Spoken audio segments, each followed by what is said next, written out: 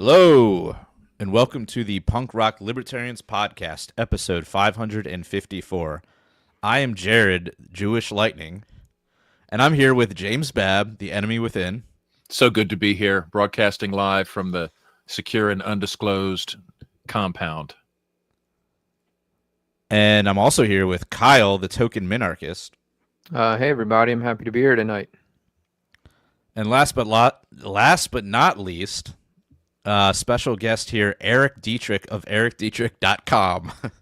Eric.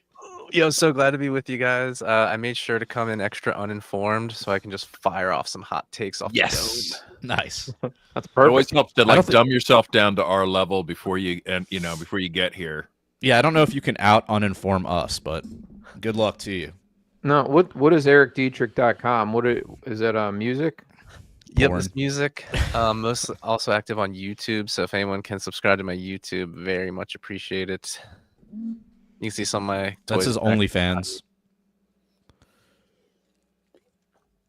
Anyways, all right. So, Babs, you wanted us to share this RT anniversary video. Well, evidently, happy birthday, RT! 25 Okay. years. 25 and there's years. a celebratory, like a lot of the media figures got together to celebrate. Okay, well, let's see what they have to say. Do you ever catch yourself questioning more? Like, why do I always parrot everything the U.S. State Department says? Or why I always ask, do you condemn Hamas, but never Israel? Why I never said sorry for spreading the debunked Trump Russiagate hoax. Why I support every illegal war the U.S. has launched this century. Why I can't stop lying that Joe Biden was young and healthy enough for the presidency. Why we ignore our rock bottom ratings and pretend people still want to watch the same old bullshit. The only reason we're asking Is because RT generated this video. And made us do it. So you'll never get answers, at least not from us.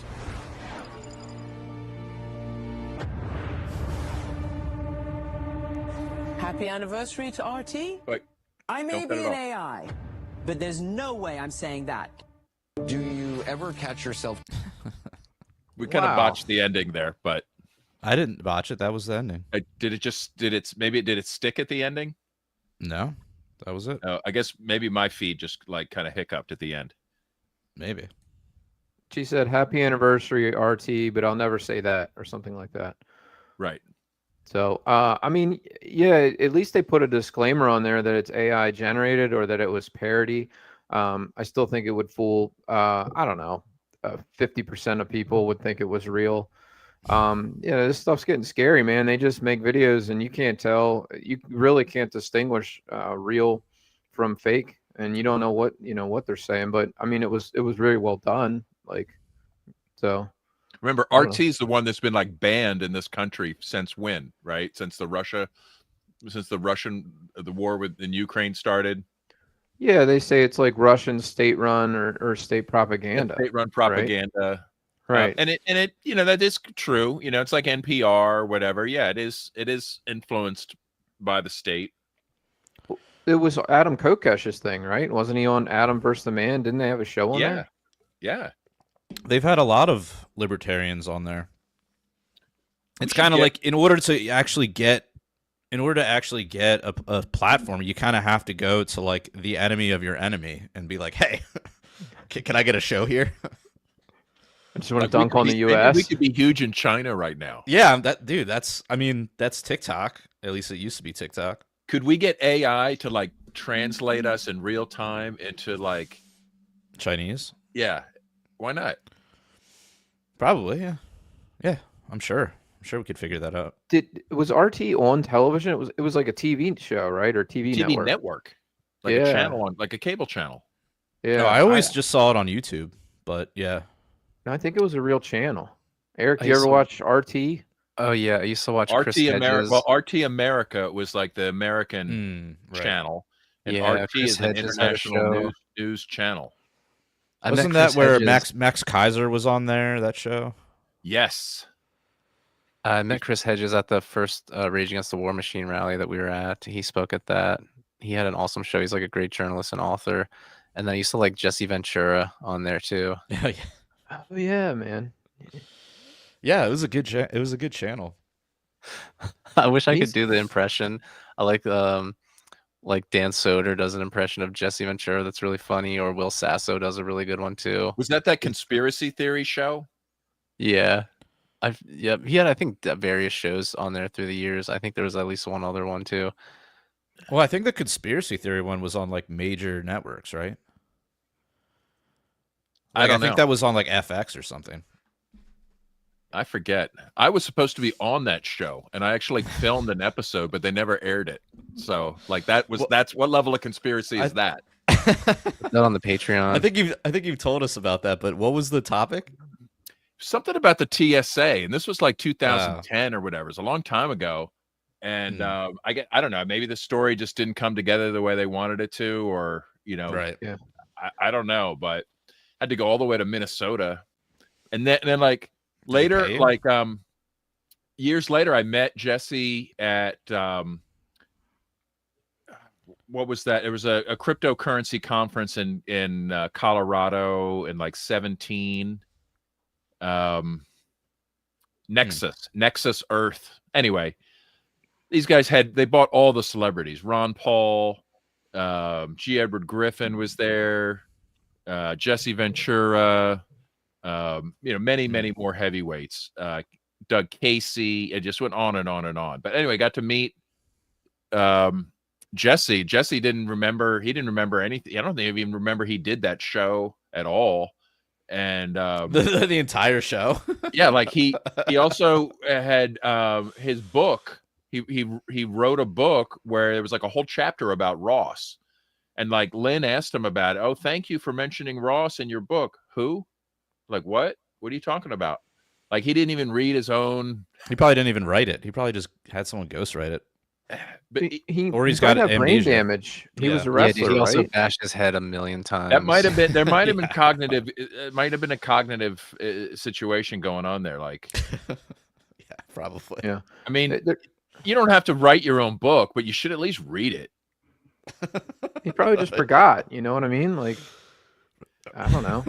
There's it's a whole chapter on him. I mean, there's a whole sphere of like Alex Jones type conspiracy theorists, and I first kind of like met those guys in Campaign for Liberty, like right after the Ron Paul. It was even during the Ron Paul campaigns. Like I was meeting those guys, and they think everything is a conspiracy, right?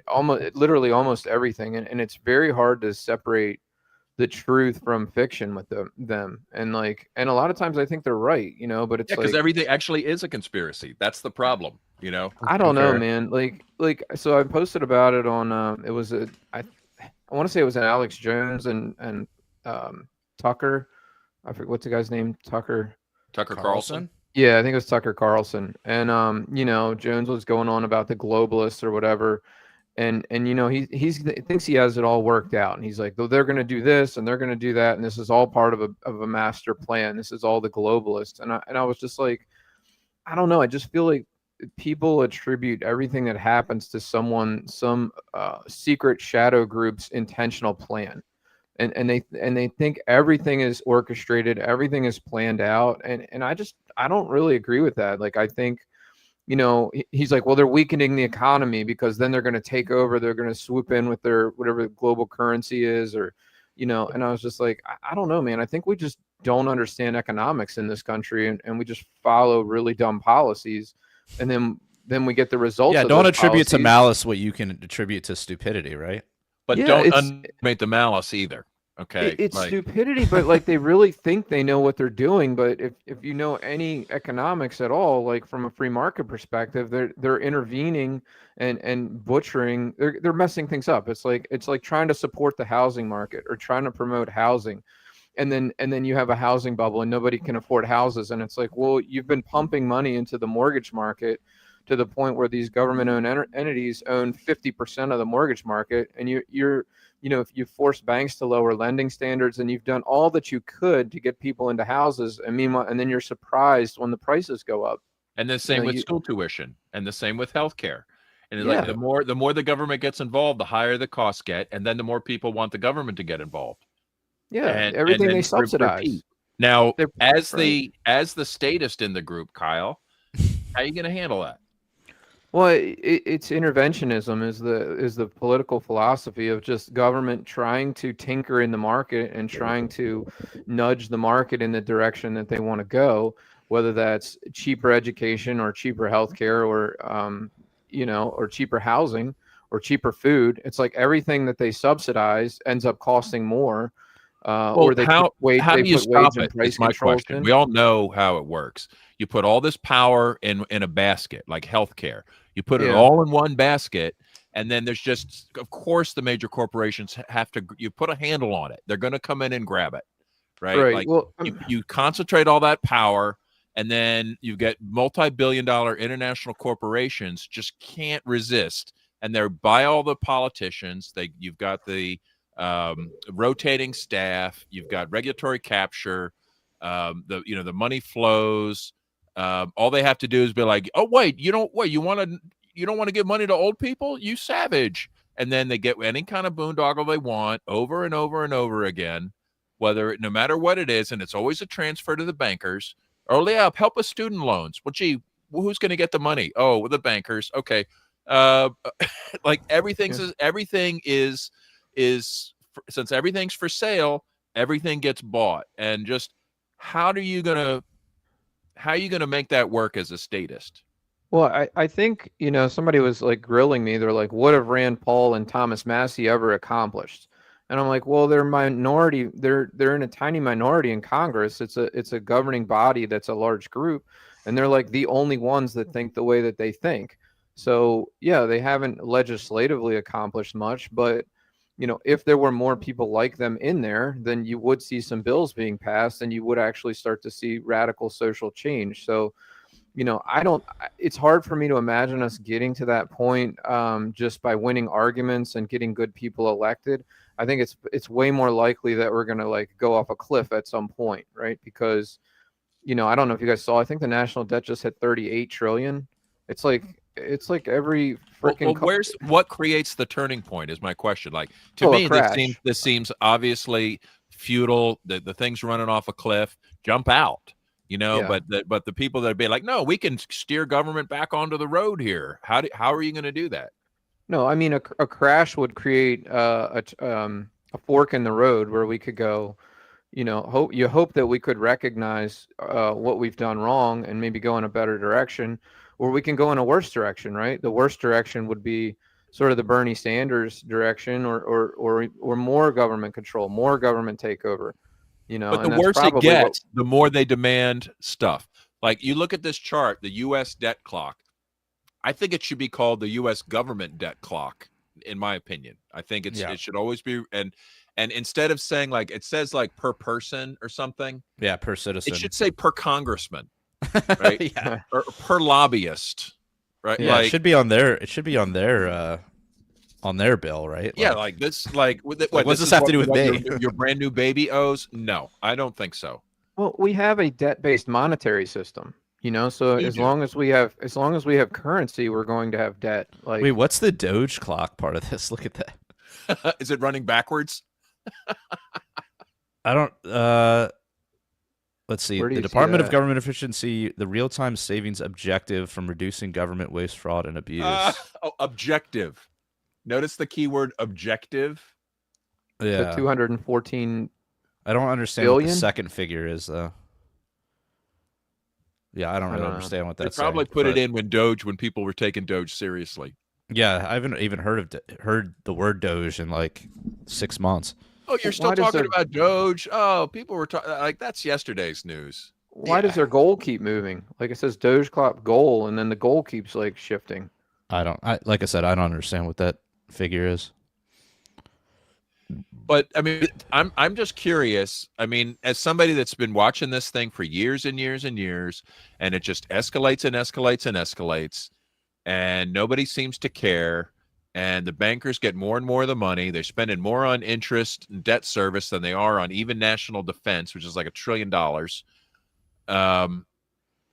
I just like, I'd like a statist to explain to me how this works in the end. Well, like, I'm telling you, I'm going to tell you, throw up your hands and be like, fuck it. I'm trying to tell you how it breaks. It breaks with a break in the bond market. it breaks with a spike in interest rates. Interest rates jump to 8 or 9%. All of a sudden, all of the budget has to go to interest, and we have no cash. And then we need to borrow way more just Who to controls the make interest ends rate? meet. I mean, the Fed controls like the short-term rates, but like the long-term rates are controlled by the bond market.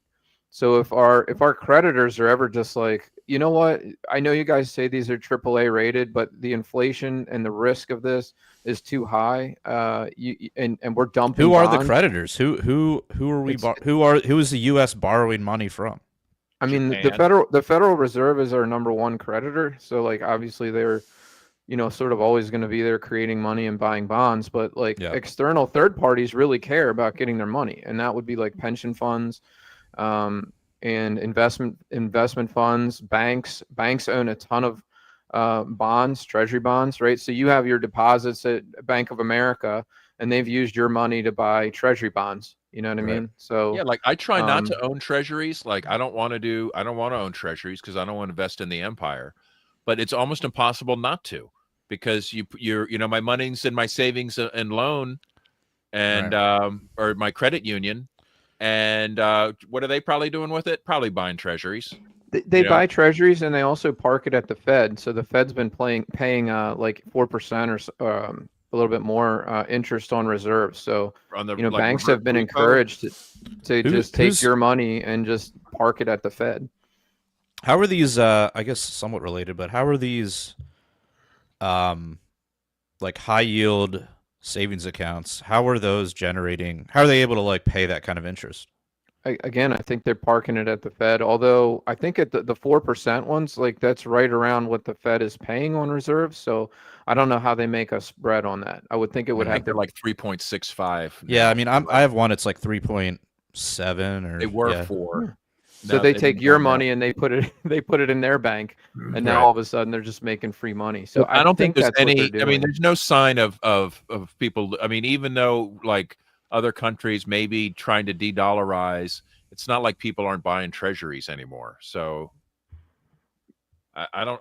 So we're just supposed to wait for the bond market to crash and then. Yeah, I think so. I mean, what else can we do? I mean, you say wait, but like I'm always into. Separate yourself. Oh yeah, for sure. Acquire precious metals, work off the books, barter.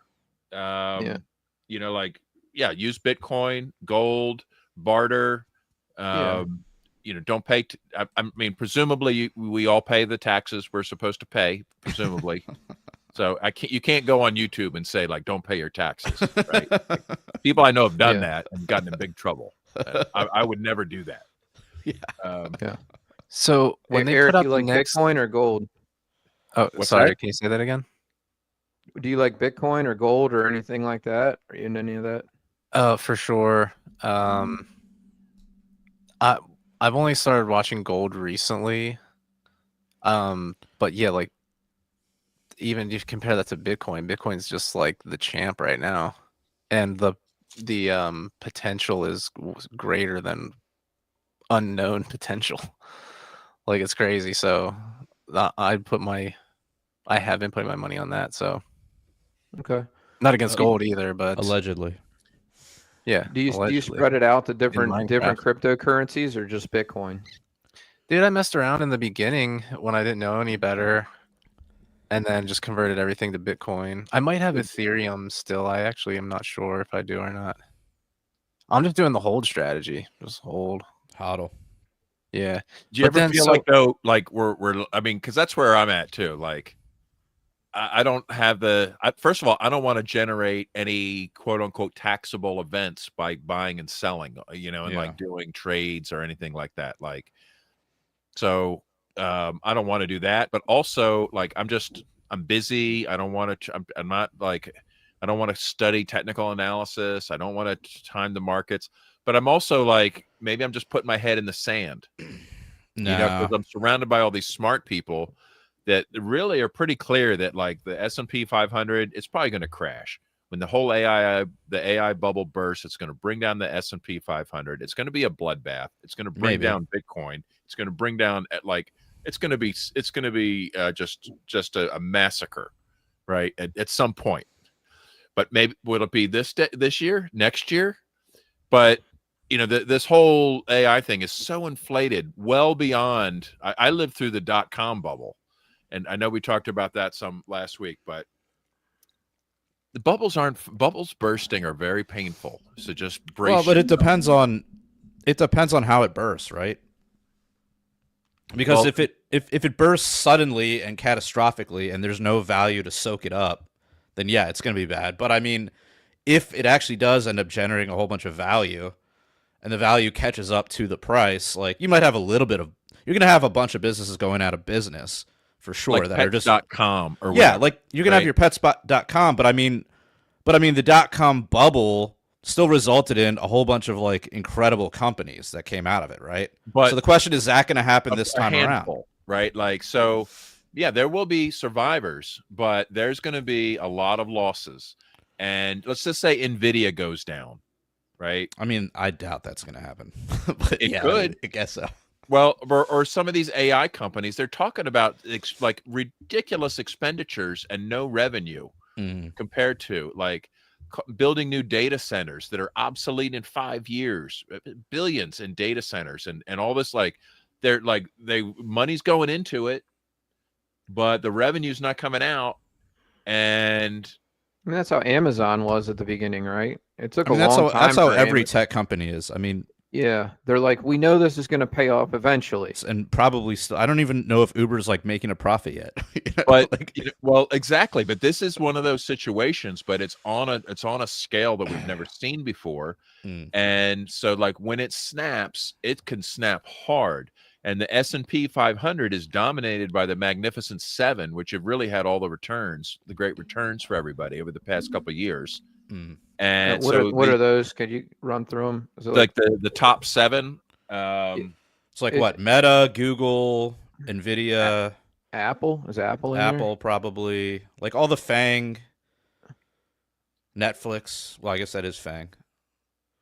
Is Netflix one of them? Of the seven, I think Nvidia is like still the majority. You know what I mean? It's like other AIs. Like the whole thing could create let's just say there could be a sudden change in markets, and it could everything could come down. So your gold, your real estate, your stocks, your like other commodities. Okay. So then what's the plan? How do we survive this? That's what we were talking about. He's saying like, I like to hold. I'm a holder too. But in a way, I also feel like my head is in the sand and, like a bulldozer's headed this way. And I'm like, am I just going to like wince and like take it? Like, well, what's the alternative? Just buy a bunch of food? No, well, cash. or Cash is an really pay alternative. attention, really study the markets, really understand, really get a guru that you trust, really figure out, like take responsibility and, move from, don't be in the S&P 500 just because everyone else tells you to. And we've always put our 10% of our money in the S&P 500 every month, and everybody's on autopilot. And well, that's what you're supposed to do. Just cost average in, hold, stay in the market. It's time in the market, not timing the market. Like there's all these adages and traditional philosophies, which also can sort of spell disaster. Yeah. I don't. They're adages. They're adages for a reason, though. Yeah, but not necessarily in your best interest to follow. So I don't have an answer. I'm just expressing my own concern. Because I mean, so then are you saying go to cash, James? Are you saying hold on to FRNs? A lot of smart people are like Warren Buffett has billions and billions sitting in cash right now, waiting for a stock to buy. Yeah, I mean, cash can actually be a safe haven. When stocks are collapsing, it doesn't necessarily mean the dollar's going to collapse. You just by cash, sit on cash. People like Warren Buffett are probably, when they say cash, they probably mean like short-term treasuries. Yeah, I'm sure. Yeah. So like it's still going to be available when they need it, but it's not like actual like a vault of like stacks of bills. Yeah. Well, so you're saying if I want to buy a house next year, I should probably start getting out of the market a little bit. I don't know, but yet it keeps going up. So this is the real like dilemma. Like you listen to these I mean, is this doom and gloom selling clicks and getting you to watch because like, oh my God, the market's going to collapse? What I better know what's happening. But it's also one of those things where I'm like, it seems like the prevailing wisdom now is that it is a bubble, which then tells me that most people are usually idiots and wrong. So like maybe it's not, you know, like. But the thing like is, when the big like turning- science YouTube guy, what's his name, the guy who did like the crash course YouTube videos, he's up there like talking about a bubble, and I'm like, all right, he's like you're this saying mainstream you're dude, contrarian, and yeah, you'll probably be okay. You know that's a strategy. The problem is like the stocks are overpriced by all the traditional metrics of earnings and traditional valuations. The thing is, money keeps going in, and nobody stops to ask what the company's worth. They just like a portion of their paycheck goes in automatically, and they don't even question it. Yeah. Well, I think they're going to release a James Bond movie in the next few years. So if that's a big hit, that'll bolster the bond market. And maybe we'll kick it down the road a little But bit. isn't Bond gonna be like a black woman now? I knew black. I wasn't sure about woman. I think it's going to be I think it's a black guy, right? Gender ambiguous. Yeah. What about A Idris non-binary Elba? Bond. Maybe it'll What's be that, Kyle? Idris. Maybe it'll be Idris Elba. I think that's his name. He played be the guy cool. in The Gunslinger. Yeah, he was in I The like that Wire. guy. I think he's pretty Yeah. good. Yeah. Is that who it is? I want to say I heard that he was being. I feel like considered that's an for it. obvious thing, but I don't know if that's true. Well, James Bond, the character, it's a code name, so it could be anybody, right? Well, 007 is a code name. Oh, Right. oh, okay, right. James Bond, I think, is actually his real name. Like as far as a character goes, like obviously. Yeah, so not the a real overall person. bond market's been going pretty good. I'm more Some of those are interested in bangers. the money penny market. Have you guys Yeah. watched? Have you guys watched movies? Do you guys go to the movies? It's been a while. I think movies are hurting. I want to say I heard that people are going. It's just too expensive. Yeah. I don't know. I I mean, I heard think that. it's bounced back since COVID, yeah. but yeah, Well, another thing too, I follow this topic loosely, but there hasn't been any like good new movies that aren't just a remake of something in quite a few years because all the studios are scared to invest in something new, and they just keep making Marvel and Batman and Marvel and whatever. yep. In the Well, Marvel you could ones, they're spend not your even money on a movie. Like, do you want? Oh, here's an interesting art film featuring some favorite Hollywood pedophiles. Like, you could do that movie, or you could be like, look, here's another Marvel, Avengers movie. Like, Also featuring which are you going to pedophiles. put your money on? the Marvel movies they're coming out with. They're not written in such a way that they have a lot of dialogue and a lot of thinking for the audience to do. It's just sort of one flashy scene to the next. It's almost like they think you'll get bored if it's not constant action. And I think Well, that it's the TikTok generation they're trying to draw in, right? no, I think it's oversaturation. I think even Marvel people are just getting sick of. I could be wrong. I've never been a Marvel guy, but if, at some point, don't you get burned out with like just CGI action movies like You just nonstop? you just like start getting seizures and Yeah. wink out. Develop epilepsy. I mean, movies can have good plot lines. Movies can have good explosions. It doesn't have to be the same movie, right? Like, and if it's going to be shitty writing, like at least have a lot of stuff blowing up. Like that can carry the movie. I don't, like I'd rather see a good plot line and some good action and some good effects. And But some babes. of course, right? And like what I mean, since really the original Star Wars movies, did we actually get that? A decent storyline, some babes, some nice explosions and space battles. I'm not a big movie head. I'm more of a gamer. And I couldn't even tell you the last movie I saw in the theaters. It might be like 6 years. I couldn't even tell you, dude. But now they serve booze in theaters now. Mm-hmm. So I think Oh, they're yeah. trying to up the theater experience. depends on the theater, but yeah. I mean, I used to have to sneak in my own beer all the time, and that it gets a little annoying because by the end of the movie, whatever beer you brought is warm. Unless you I'm not bringing in a whole cooler. My thing is like I just have to count on everyone else in the theater being respectful and cool, which I'm finding is harder and harder to do these days. It's like all it takes is just one person that's like talking or like looking at their phone, and like the whole experience is like ruined, right?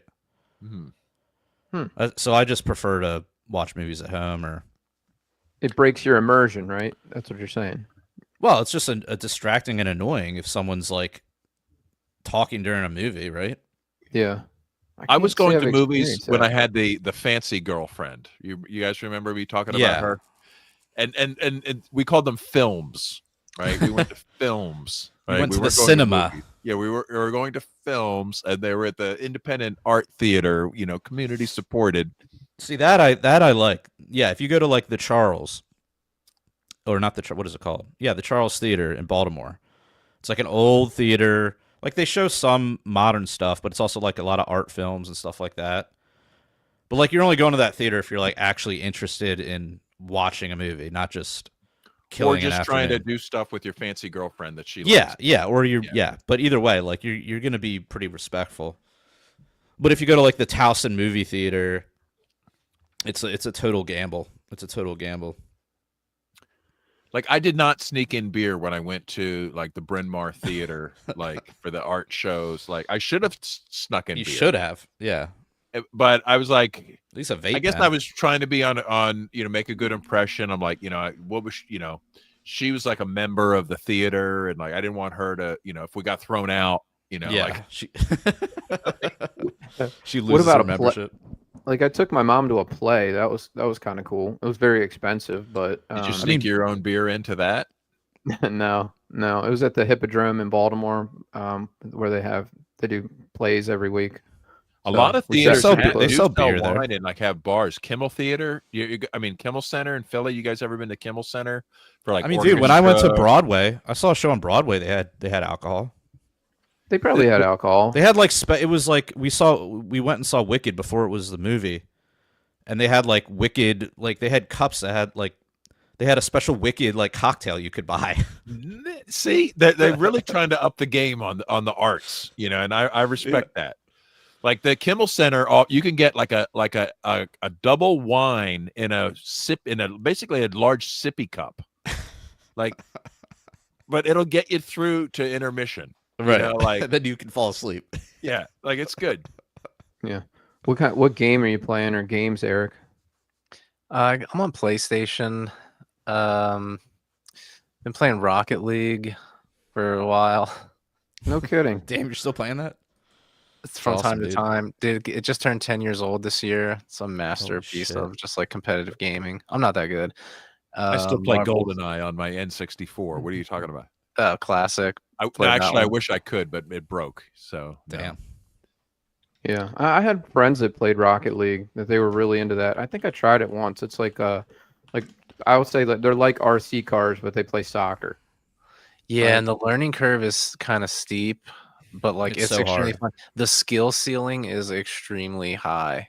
It's just like a perfectly made game, I think. But Wow. it's so hard to get like even decent. Whatever. I mean, I had roommates at the time, and we would just play it every day after work. We would just get together, Yeah. and chill out and play that. Like you have to play it every day to build up that skill. It's not like a How casual much weed like do you hop on guys in. smoke? It was significant. That helps, dude. Blood locks you in. Yeah. So you were playing with roommates? Was that in person? Yeah, Like, and how online. does that So work? we would be on a team, like 2 or 3 of us, or technically 4. You can have up to 4, and then you can play up to 2 or 3 or 4 online opponents. Okay. Are you all on your own TVs or monitors? You can do it that way, but we were just on the same couch. Playing split screen? Mm-hmm. No kidding.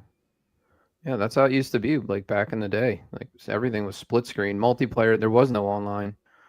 So Mhm.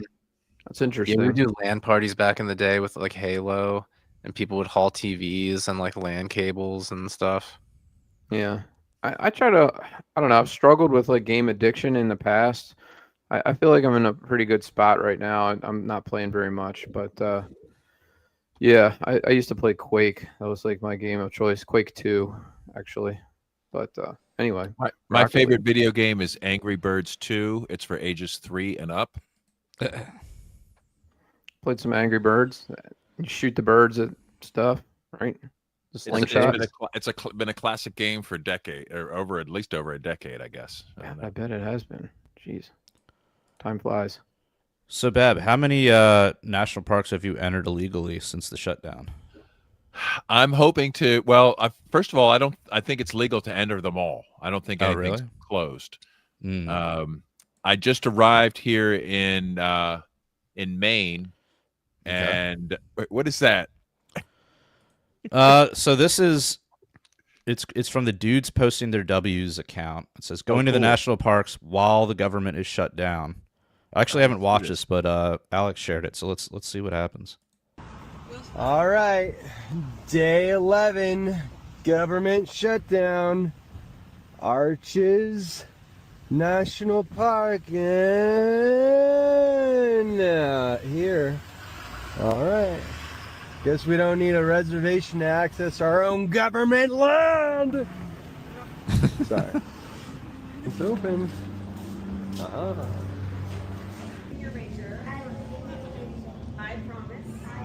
Was she teaching them what to do if the cops approach? Arches are still arching.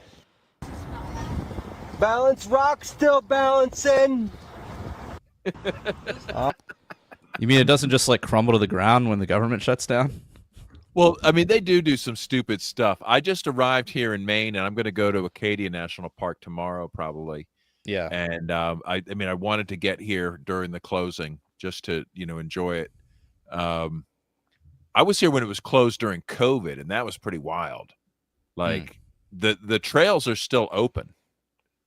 So, but they I don't know, they closed the facilities, or that, they locked the bathroom doors because of COVID.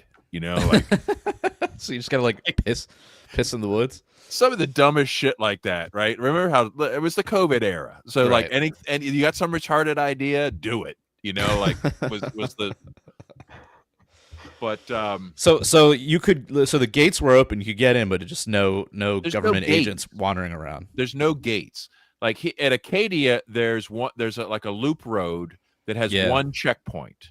Right. And if you go through the checkpoint, you're going to need a pass. But you can get pretty much anywhere in the park without going through that checkpoint. Or if you park in a parking lot, they might give you a ticket if you don't have a pass on your dashboard. Right. But there's this one area. There's Cadillac Mountain Road, where there's this road that goes up to the top of a mountain. 4 or 5 years ago, they put in a checkpoint on there. Now you have to reserve online and spend $6 if you want to drive up this stupid road, right? Yeah. For 100 years, you could just drive up this thing. Oh, it's a pretty sunset on your way home. Oh, let's stop up there, go up to Cadillac, watch the sunset. None of that anymore, right? So big party pooper. I think they just closed the mountain. I think they're just fuck it. Nobody's driving up until you give us more money. I don't know, but I never do the stupid checkpoint anyway. I would just hike up it, and I don't go through their stupid checkpoint anyway. Even if I have a pass, they want to see my ID. And I used to have to get into fights with them because I wouldn't show my ID. I'm just trying to enjoy some nature. I don't need a showdown, right, with government agents, right? So now I just don't go through their stupid checkpoint. It's just so much easier. Nice. Yeah. I was wondering how you said before about the government not really being shut down if they're still taking money out of your paycheck. And Presumably. Also, I know this really talented wildlife photographer who's been to a lot of the national parks, and he said by far Acadia is his favorite one. So I've been trying to get up there. Acadia is beautiful, yeah. I recommend anybody should come up, and Eric, you're welcome here on the compound anytime. Oh, thank you. Appreciate that. Yeah, I was just going to say, I wonder how they decide who to pay, because the federal government is such a massive operation, and they're like, okay, we're going to, that visitor center was open, right? So they're like, okay, well, the guard at the gate, they're not going to be working, they're not essential, but this lady at the visitor center. She is essential. The lady that's teaching kids to put their hands over their head. Right. She's essential. The child trafficking the child trafficking departments stay open. Yeah. Okay, that's a given. Right. How the heck do you sort out like who gets paid and who doesn't get paid? You have all of these government contractors, which the government, it's not all employees, right? Like a lot of their spending goes to contracts and contractors. Everyone gets paid, and everyone knows they're going to get paid. Yeah, that's why these this kind of shit is just so cringy and whack. She might not be getting paid right now, but then might get back pay once it opens up. So this is a local restaurant in Baltimore. It's called Ekiben. I've heard their food's really good, but I don't think I've ever actually had it. And are they offering some kind of discount to out-of-work feds? Yeah, so here it is. Come by. Your meal's on us. In-person ordering only at any Ekiben location. Just come on in, bring your government ID, let us know you're furloughed, and we'll take care of the rest. No questions, no stress. So just one less thing to worry about. Have a free hey guys, meal. are you furloughed? We got you. Come by. Your meal's on us. Yeah, I'm sorry you lost your IRS job. You have to stay home and get a paid vacation. Breaks my heart. Come by and get some free food. Where was this when I got laid off? Why not anybody that gets laid off? Oh, you lost your job, come get some free food. It freaking sickens me. I see that shit up here. Everyone's like, "Oh, thank a park ranger when you see them." And it's like, "Oh, the park rangers. Oh." Like they're the ones holding your entire local economy. The economy around here revolves around park visitation. The island is half park. They conquered half the island. And like if you actually shut it down, like it would be devastating for all the restaurants, boat tours, like hotels, everything. So these park rangers are the one holding your economy ransom. They're saying, you know what, we need more money for Israel, and until you cough it up, you don't get the visitor center. Seriously? But the funny thing is, like, nobody gives a shit. Nobody cared about the visitor center anyway. Nobody comes to a national park to go to the visitor center. Like, what you you got the brochure. Great. Okay. You could read the plaque. All right. But you're there to enjoy the outdoors. And the Park Service is nothing usually but just a toll booth on those natural features that they have nothing to do with. Anyway, that always gets me riled up. I don't know why. The good news is apparently this is currently like the third longest shutdown. So like, and nobody. I mean, does anybody give a shit there, for real? Guys. Who really gives a shit? I mean, about they the do. Shutdown? Oh, the liberals are fucking going crazy. Yeah, people care. They absolutely care. Like people that work for the NSA. It shows you the disconnect between, I'll say, libertarians and everyone else, where like everybody else is like, oh my God, we need all these bureaucrats, we need all these people to get paid and get back to work, and then libertarians are like, how long can we keep this going? Or I don't know. See, I don't know if it's okay. We need all the bureaucrats. I mean, for sure, there's some people like that, but I think it's also just people feel bad for people that are out of work. Which, like, I can empathize with, but like, they're not out of work. First of all, they're gonna get back pay, as long as they haven't been a complete retard with their finances and have like the requisite like 3 months, saved up, which they should if they're a government employee. They can't be retarded, right? I don't know. But then it's also like these are also people that are getting paid with money that's stolen out of your paycheck. Right? They are providing very little value back to you. Like what is that guy that lost his job at the NSA? Like how was that, how is that impacting you? Except positively right now, right? Well, the terrorists might win while the government is shut down. So I mean, it's a net negative position in society, at least from my view. And they're going to get paid eventually. So it's and all the important branches of government have been assured that the weapons will continue to flow to Israel. Right. I mean, I have a friend that is Eric and I have a friend who is in the president's own. He runs sound for them. and he's still getting paid. They found money to pay the Marine band. To not work. What's that, Eric? To not work. All their shit's canceled. Yeah, all their shit's canceled. The musicians don't even have to like come in. He has to like come in and like sit in an office and do nothing. But they found money to do that kind of shit. God bless America. So that's what I'm saying. I don't know how they sorted that all out and decided who's getting paid and who's not. Yeah, the first thing is they say, okay, what does the public want the most from government? Like if you lined up 100 people and said, which is your favorite branch of government? They'd be like, well, I love Social Security. For old people, I love the national parks. I love funding pedophiles abroad. So whatever you love the most will be what they threaten to take away. So anything high profile. Like is the strategic raisin reserve in jeopardy? Of course not. Right? Like the things nobody cares about are unaffected. Do they go for only the things that are in the public eye? Oh, we're not going to write checks for old people, right?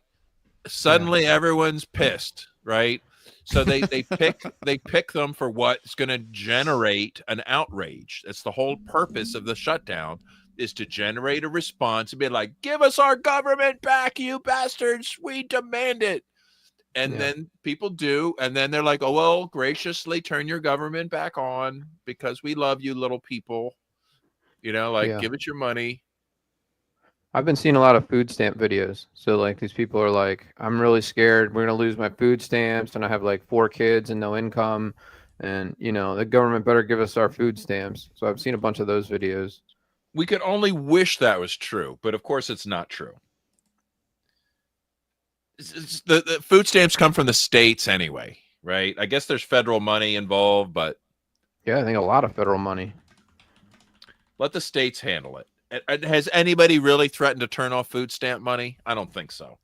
I'd be shocked if that was true. I mean, they might threaten it, but is it really going to happen? No. I don't think so. They'll do fear mongering and be like, well, we can't afford to lose our food stamps. Doesn't mean food stamps were ever in jeopardy, you know? So we're talking about the economy collapsing, which obviously it will. It just collapses in a cyclical pattern.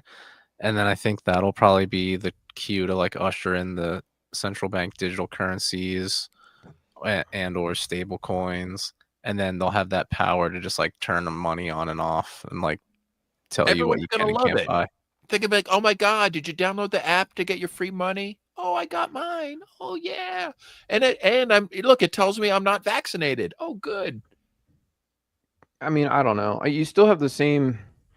You can't just switch the currency and fix the problem.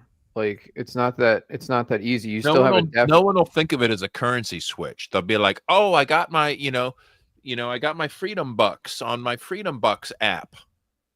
But like they like also. It also goes to what we were saying about everything being a conspiracy, where like whether it is or not is impossible to tell. But like any type of like crisis or event is always used by like the 13 families that like own the majority of everything to just like do whatever, So when the economy collapses, or when COVID happened, or when George Floyd was killed, and the media portrayed that, like they just use it to like achieve their ends, and then people think, oh well, this was like planned. It's like, well, that wasn't necessarily planned. It was just like used. Could have been. I always some shit is planned, but like not everything per se. Well, some things are definitely instigated, right? Like with the Floyd stuff, like that event was not planned, right? That was just something that happened, right? But then after that, like there were marches, there were protests. Some of that was organic. Some of it was definitely fueled by agitators, outside interests, and then, like you said, they stepped in to exploit it in like whatever way that they could. Mm-hmm. Well, that video really upset people. I think a lot of that was organic outrage. Maybe some of the organization of the protest wasn't organic. I don't know, but people were really upset about that police brutality in that case. All those piles of bricks just showing up. Yeah, I mean that's organically. That's where I'm like, okay, how much of it was organic and how much of it was Inorganic, Or- I guess. Orchestrated. Call it orchestrated. Yeah, or at least like, well, it's like all it takes is one person. Like you have a mob of people, right? You get mob mentality. So all it takes is like one person in there to just throw a brick through a Starbucks window, and then everybody's picking up the bricks, right? And if there just so happens to be bricks sitting there, it's very convenient. Right? But we also know that they put instigators into the crowd in costumes to throw the first brick. That's to what tell I'm saying. people to go into the White House to get the mob started. That's right? what I'm saying. That's what I'm saying. That could be, yeah, somebody that is actually planted. Maybe. I don't know. A lot of the things that it is a conspiracy. Or it could just be a random person that just It's all said, "Fuck it." conspiracies. The problem Alex Jones goes on is like he acts like he knows what the conspiracy is. There's 100 different conspiracies going on that overlap with competing interests. Sometimes they join forces, sometimes they're opposed, sometimes they interact. Somebody caused it, somebody else benefited from it, somebody exploits it. Like the shifting alliances. These are all realities. But it seems just like it's always an op. It's always a scam. It's always a, like, yes, evil people work together. And that's a conspiracy. They do it all the time. And they don't even give a fuck anymore. They have such little respect for us. They're not really even putting in the effort, to make it a good one. Yeah, I like to say all conspiracies are true or partially true. All conspiracies? Yeah, they're true or partially true. I mean, partially. In what way? Like, name one. Name any one. All right, so interdimensional space vampires are traveling into our dimension to, I don't know, traffic children or something. Well, the last part is true. The last part, okay. The traffic of children occurs. Yes, okay. In that sense, the conspiracy is somewhat correct. I mean, there probably are interdimensional and the beings. perpetrators are inhuman and consuming other humans. Yeah. You have to consider false is an option, right? Anything could be true or false. So you're hearing these things, or partially true, I guess, but like false. There could be parallel. There could be parallel things going on that. And do there's just the make op, things there's up. hyperbolic. op within the op that like is to divert your attention away from the other op. Right. People just make stuff up. They do it all the time. Like people write novels, they write fiction novels, and it's just completely made up. Like it's very easy to make up a conspiracy theory that there's nothing behind it. It's just somebody fabricated it. So false has to be one of your options, in my opinion. Nope, I don't accept that. So think about even like the Loch Ness Monster. Like, okay, so is the Loch Ness Monster real? I would say no. But partial truth is there is so much unknown shit and unknown like monsters that like it's plausible. Unknown sea creatures, like the ocean's not explored. Now that lake has been pretty well searched, and that seems like that was a hoax. But there's a partial truth there where it's like there is like anomalous shit in the water. In just but that's not speaking. the conspiracy theory. That's not the theory. The theory is that there's the Loch Ness Monster. Now you're venturing into some other realm and saying, yeah, there's ocean creatures that we haven't yet seen, maybe because they live too deep or they're too rare. But that has nothing to do with the conspiracy theory, really. You're just talking about a different topic. Well, a conspiracy would be like they know the Ness Monster is real, and they've kept it hidden from us, as society would collapse if they knew what monsters lurked in the deep. Right. Yeah, it's not really a conspiracy. It's more of just a myth. Yeah. Okay, yeah. Well, then, like the UFO cover-up, that's like very true. Like, what's that? UFO cover-up conspiracy. Well, and UFOs what do you are mean by real. that? I mean, do you mean like they're covering up for aliens, or they're just covering up for things that are unknown? I don't know. Definitely secret technology, and it seems like probably some stuff outside of this civilization. Such as? Crashed technology, recovered technology. Like that's where we got like what? Like Bitcoin? Fiber optics, or like that's one of the claims, but also fiber optics? Yeah. How about the auto blow? Yeah, where did that come from? That's a human-derived technology. Where's that video? Oh man, there was a. Did I show that on last episode? But okay, so that's an I think example. so. It's like, okay, are they covering up for aliens? I don't know, but partial truth is like they are covering up secret technology. Or let's just say, let's start with they're covering up. Okay, now we're all in full agreement. Yeah. Okay, Yeah. what are Partial they covering truth. up? Oh my God, some Chinese high school students have been surveilling us and with weather balloons, and we can't do anything about it, even though we have $1 trillion defense budget. Okay, that is something they would cover up. They're like, oh my God, the Russians have developed new drone technology with supersonic speeds, and we've got nothing that can counter it. And we better stay quiet about this because it's freaking embarrassing, right? Like, yeah, that's a a plausible. That's these things are plausible to me. Do they like? Oh my God, it's a crashed spaceship. We now, we can now, do fiber optics. I haven't seen the evidence, but And that's like the top dog of all conspiracies. So, and that one is true. No, the UFO cover up. Fiber optics. And so that lends credence to all the other like lesser paradigm shifting conspiracies.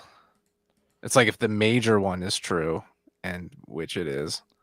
I mean, I don't think that logic necessarily follows, but yeah, I think it's plausible that the government covers things up. I mean, I'm sure that I think it's likely that they cover. Yeah, Really, it's likely Kyle? that they cover things up. Wait, right? I thought you were the believer, Kyle. I try to like balance skepticism. Like I'll be skeptical of the official story and also skeptical of the conspiracy theory or alternative version, and just try to like make up my own mind. And a lot of times I end up just with inconclusive. I'm like, I don't know. I really don't know. I don't have. That's where I'm at with the Charlie Kirk thing. Like I don't like the official story makes zero sense. Like how did he fit the gun in the backpack? How did he get off the roof so fast? Like why they edit the videos? Why did they clean up the why crime does scene? the Why did fucking they- text message just sound like ChatGPT spat it out? But then like all the conspiracy videos that I've seen around that are even more ridiculous than I think the There are official people story. saying that he's not really dead. He's not dead, or like there was you a know what? gun in the camera, or like the guy standing behind him had the gun, or although I think the most plausible one is that his wife had him killed, just because of the way she was like celebrating after he died with fireworks and like literally had fireworks. Yeah, like okay. And then she just got a shit ton of money, went on a bunch of podcasts, like. Right. Or like she's just, like we said before, she's just an opportunist, an evil opportunist, like the rest of these sick fucks, and that's what happened. I don't know, but yeah, I'm with you, Kyle. Like it's like 9/11. I don't believe the official story at all, but I also don't believe that it was a holograph. I don't believe that like it was a controlled demolition. Tower 7, bro. Why didn't the president and vice president testify under oath? Like somebody tell me why, right? Yeah. And if you can't explain that without it being obviously they're lying, but they're in on it. I mean, yeah. James Corbett's got a lot of information on that. So yes, I believe that conspiracies exist and cover-ups exist, but that doesn't mean I believe every conspiracy. Which one it is. I think that's what we all agree on. Where Alex Jones is very sure that he knows which, and it's often, these ambiguous singular forces, whereas the world is full of competing forces of assholes, all with their own agenda. It's not just Israel trying to exterminate Palestinians. Like you've got bankers trying to make money in Argentina as well. Yeah. We're all individuals with their own agendas. Well, speaking of conspiracies in Argentina, so we're talking $40 billion bailout now, and a lot of people are asking why. Trump is giving $40 billion to bail out the peso, right? The peso. And in Argentina. And I was like, this really, like, I was really curious about this too. So have you guys looked into it all? Because it's, I don't really follow Argentinian politics at all, but Javier Milei, he comes in as this, libertarian mindset, obviously read up on Austrian economics, like seems legitimately autistic. Yeah. La fuera, afuera, afuera. Yeah. Right. Like, and so, I'm always suspicious. Well, he's a politician. I'm not going to believe him, blah, blah, blah. So I'm not really paying attention. And now I see like, oh, wait, where's this bailout coming? What happened? So I'm like, did he not do these policies? But turns out he did. He did slash the government there. He did get their inflation under control. He did fire large numbers of employees. He did get their spending corrected. Did like the kind of shit that you would think like he was actually promising. So, and inflation, they had terrible inflation, gets that under control. So what happens? Well, they've got like midterm elections and his party is doing terrible. Possibly there was some kind of maybe corruption scandal involving a family member. I don't really know what the details there are, but everyone's afraid that the whole Malay thing's over and that the socialists are going to come back and destroy the currency again. So everybody's like unloading their peso. Not because of Malay, but because they feel Malay is going to be gone soon. And nobody wants to be. Why is he going to be gone? Because his party is not doing well politically. Possibly due to a political scandal or other factors, or angry government employees that were fired. I don't know, right? But the vibe is okay. The party's not doing well. This thing's going to be over, so they're dumping their peso, and the peso versus other currencies now tanks. So in comes Uncle Sam, possibly trying to represent the interest of hedge fund managers and people that have like taken on Argentinian debt. It gets well beyond my pay grade or any kind of understanding. Well, this is what I've always said about this idea of like libertarians taking over the government. It's like, okay, like you get Ron Paul elected as president. How long is he going to be president for? 4 years? Maybe like is he going to get reelected for 8? Like, and then what? Like, I looked into the Malay thing and the bailout because, like I wanted to like rub it into Jack Lloyd's face for being such a big Malay fan, but then I really can't blame Malay for this bailout. I mean, maybe he accepted it, right? But it's really because of, just him losing the threat of him losing political power. Yeah. Like, can you really blame him for that?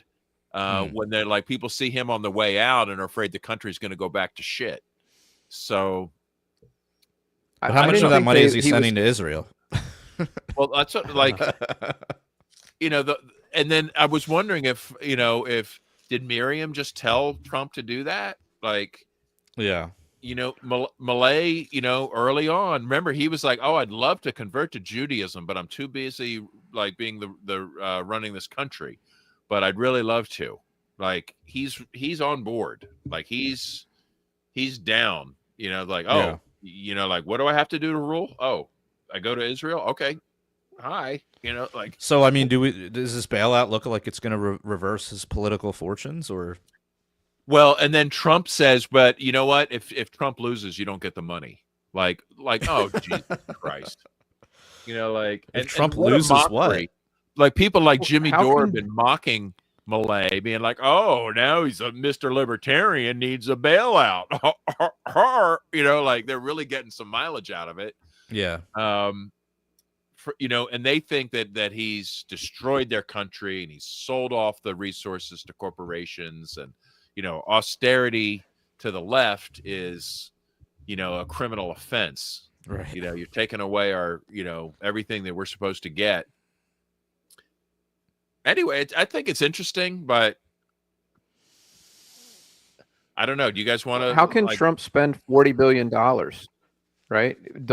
Congress has to appropriate funds. How is the president just able to hand out $40 billion to a foreign country on his own whim? Well, you're the statist. Explain it to me, Kyle. I don't know. How about this? Why don't we explain it? It was that Congress. Okay, go ahead. Oh, I was just going to say, let's explain it in the after hours. The overflow. Yeah, in the overflow room. Yeah. Punk Rock Libertarians Pro. Yeah, so if you want to join Punk Rock Libertarians Pro, a.k.a. the Patreon, you can go over to patreon.com/punkrocklibертarians. And for as little as $3 a month, you'll get access to our after-hour show. And we're going to be recording that right after this. Hopefully everybody here can join us. Kyle, you got kids. I don't know what you're doing, but Eric's in, Babs is in, I'm in. Yeah, so go over there, check that out. We'd appreciate it. We've also got t-shirts at libertariancountry.com. You can go over there, enter code PRL to save 5%. And yeah, you can also go to PRLfans.com. We've got a bunch of links there if you want to give us some Bitcoin. If you want to, get all the links to Patreon and all that stuff. PayPal, I think we have on there. And yeah, appreciate everybody. Leave us a review. And until next time, live free. Who's got me? Or die. All right.